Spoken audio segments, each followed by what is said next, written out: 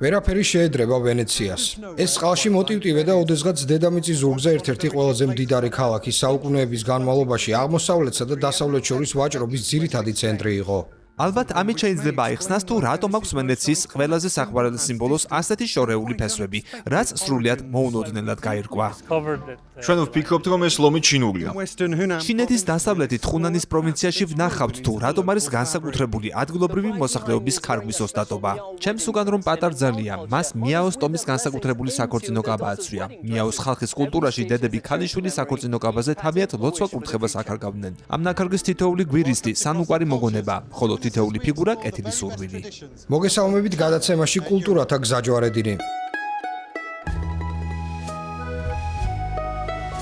ვენეციის ენით აუწერელი დიდებულება ყოველჯერზე გაუცებს ამ ქალაქის არქიტექტურა, თვალწამტაცი არხები თუ იმ ხალხის შემართება, რომელმაც ამ ყველაფრის შექმნა გაბედა, მაგრამ თუ უფრო ღრმად ჩაიხედავ ვენეციის წარსულში, ბნელ მხარესაც აღმოაჩენ. ეს არის ძალაუფლების, ცდუნებისა და ცოდნის ამბავი და შემოქმედებისაც. ისეთის, რომელიც ვენეციას პირდაპირ სულში სწვდება. ამ ყველაფერს კი სწრაფად აცოცხლებს ერთი ადგილი, სახელწოდებით კა მაკანა. 40 წელზე მეტია აქ ვენეციური ნიღბების დამზადების საუკუნოვანი ოსტატობა ჭეშმარიტ ხელოვნებად აქციეს. დავიდე, ახლა რაზე მუშაობ? ახალ ნიღაბს ვამზადებ. მაქვს ნეგატივის ფორმა, მაქვს ასევე სპეციალური ქაღალდი, რომელსაც თხევად შპალერსაც უწოდებენ და ამ მასალას ისევ ანაწილებ ყალიბზე, რომ ყველგან მოიდოს და ასე ვიღებ უკვე ახალ ნიღაბს. ასე მზადდებოდა ნიღაბი მრავალი საუკუნის წინ? ნამდვილად ასე მზადდებოდა, ზუსტად იმავე ტექნოლოგიას იყენებენ. იღებ ნეგატივს, რომლის შიდა მხარეც გაძლევს უკვე რეალურ სახეს. როგორ არჩევ დიზაინს? ტრადიციას მისდევ თუ თავად ქმნი ახალ სტილს? გააჩნია შემთხვევას, გვაქვს ნიღბები, რომლებიც იკონოგრაფიის წესების მიხედვით დამზადდა, თუმცა გვაქვს ისეთი ნიღბებიც, რომლებიც უბრალოდ ფანტაზიის ნაყოფი, ან რომელიმე წიგნისა და ფილმის გმირმა შთაგვაგონა და ასე შემდეგ. ხელით ლამაზად მოხატული ნიღბებიდან ბევრი ხალისიანია, ზოგს კი ცოტა არ იყოს მოღუშული და ავის მომასწავლებელი სახე აქვს. შედეგად მივიღეთ შესანიშნავი, თუმცა უცნაური სამყარო, მაგრამ ვინ ირგებდა ამ ნიღბებს და რატომ? ვენეციის რესპუბლიკის დროს გასულ საუკუნეებში ყველას შეეძლო ნიღბის ტარება, დიდებულებსაც და უბრალო ხალხსაც საკუთარი ვინაობის დასაფარად. გარდა ამისა, არის საკარნავალო ნიღბებიც, ნებისმიერი ნიღბის მორგება შეიძლება.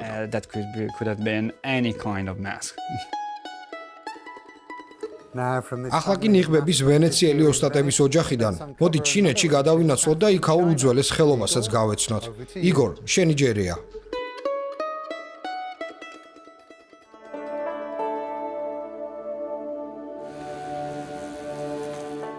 მიაო ჩინეთში უძველესი დროიდან მცხოვრებ ეთნიკურ ჯგუფებს ჰქვიათ. ისინი დასავლეთ ხუნანის ნისლიან მთებში ცხოვრობენ და ქსოვენ თავიანთ ამბებს ფერადი ძაფებით.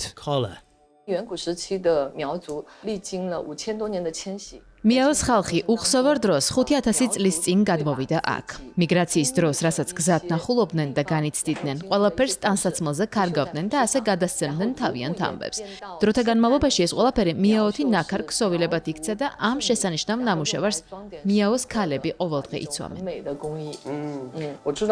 როგორც ვიცი, მიაოს ტომებს არ ჰქონდათ ფართოდ გავრცელებული წერის სისტემა წარსულში. როგორ გგონიათ, ქარგვა ხომ არ იყო ერთგვარი საშუალება, რომ ოსტატებს ამ გზით საკუთარი მსოფლმხედველობა და ღირებულებები გადმოეცათ. ქარგვის საშუალებით გადმოვცემდით ჩვენთვის მნიშვნელოვან ამბებს მიგრაციის 5000 წლის განმავლობაში. მაგალითად, მიაოთი ნაქარგ ბევრ ტანსაცმელზე ნახავთ ორ პარალელურ ხაზს, რომელთაც ჩვენ ორ წყალს ვუწოდებთ. ისინი აღნიშნავენ ყვითელ მდინარეს, იგივე ხუანხეს და მდინარე იანძის, რომლებიც გზად გავიარეთ. ხედავთ ჩემს სახელოზე ამ ორ ხაზს. ფერები შეიცვალა. ყოველთვის ყვითელი და მწვანე ფერით აღარ კარგავენ ამ ხაზებს, მაგრამ ორ ხაზს მაინც აკეთებენ.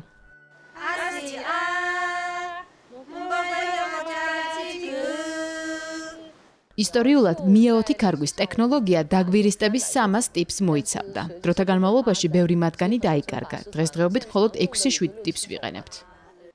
მიაოს ტრადიციის მიხედვით საქორწინო კაბის მოქარგვის დასრულებას ზოგჯერ 3 თაობა სჭირდებოდა. ერთ ძაბზე იკინძებოდა ბებიის, დედისა და ქალიშვილის გულები, რომლებიც დროს აერთიანებდა. სამივე სულ სხვადასხვა დროს კარგავდა და მაინც მათი ნაქარგი ერთსა და იმავე ქსოვილზე ხვდებოდა ერთმანეთს. ეს სამოსი მიაოს ჭეშმარიტი საპატარძლო მოკაზმულობაა, რომელიც 300 წლის წინ სიანსიში, დასავლეთ ხუნანში შეიქმნა. ქალიშვილის საქორწინო კაბა სამი თაობის წარმომადგენლები კარგავენ. როდესაც გოგონა 4-5 წლის ხდება და ხელში ნემსის დაჭერას შეძლებს, ის დედასთან და ბებოსთან ერთად იწყებს კარგვას. იმ დროისთვის, როცა გოგონა გათხოვების ასაკს აღწევს, კაბაზე სამი თაობის ლოცვა კურთხევა იქნება ამოქარგული. მთელი ოჯახის სიყვარული გაუნათებს გზას, როდესაც ის ახალ ოჯახში შეაბიჯებს. მიაოს ნაქარგი მხოლოდ სილამაზეს არ ემსახურება. მისი საშუალებით ჩვენ ვაჩვენებთ და გადავცემთ ჩვენს სიყვარულს ოჯახისა და საზოგადოებისადმი. წითელი ჩინეთში როგორც წესი სადღესასწაულო ფერია. ამიტომ ძველად საქორწინო კაბაც თეთრი კი არ იყო, არამედ წითელი, რადგან წითელი ყოველთვის ბედნიერებისგან ბრწყინვასთან ასოცირდებოდა.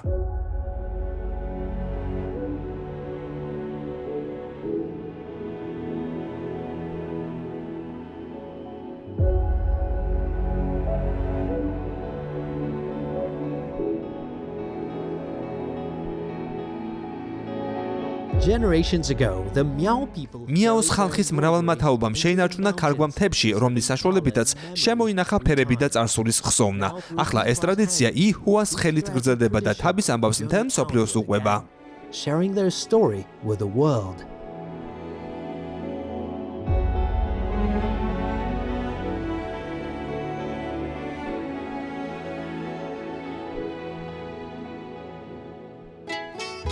The tales of Venetian 700 წლის წინ ვენეციელი მოგზაურის მარკო პოლოს მიერ ჩაწერილი ამბები პირველი ევროპული ანგარიშია აღმოსავლეთის შესახებ. მაგრამ საინტერესოა, მის აღმოსავლეთში მოგზაურობამდე რა დონეზე იყო ვენეცია უკვე დაკავშირებული შორეულ აღმოსავლეთსა და ჩინეთთან. იქნებ ქალაქის სიმბოლომ გითხრას მეტი. ჯილბერტო, მაინც რა აღმოაჩინეთ? ჩვენ ვარაუდობთ, რომ ეს ლომი ჩინურია. ის სპილენძი, რომლისგანაც ჩამოასხეს ფიგურა, ჩინურია. And what does this მაინც როგორ შეცვლის ეს აღმოჩენა ჩვენს წარმოდგენას ვენეციის ისტორიაზე და ვენეციის კავშირებზე დანარჩენ მსოფლიოსთან. ეს ლომი უკვე იდგა აქ, როცა მარკო პოლო გაემგზავრა. ის აქედან უყურებდა ამ ფიგურის ფორმასა და ესთეტიკაზე დაყრდნობით ვარაუდობთ, რომ ის ტანის დინასტიის პერიოდს ეკუთვნის, ასე რომ ეს ფიგურა მარკო პოლოს გამგზავრებამდე სულ მცირე 400-300 წლით ადრე დადგეს. So it goes back to at least 400 years or 300 years before Marco Polo left. Do we have any ვიცით როგორ მოხდა ის აქ? No. არა, მაგრამ ვიცით, რომ აბრეშუმის გზები არა მხოლოდ სახმელი თუ არამედ საზღვაოც უკვე გახსნილი იყო მანამდე.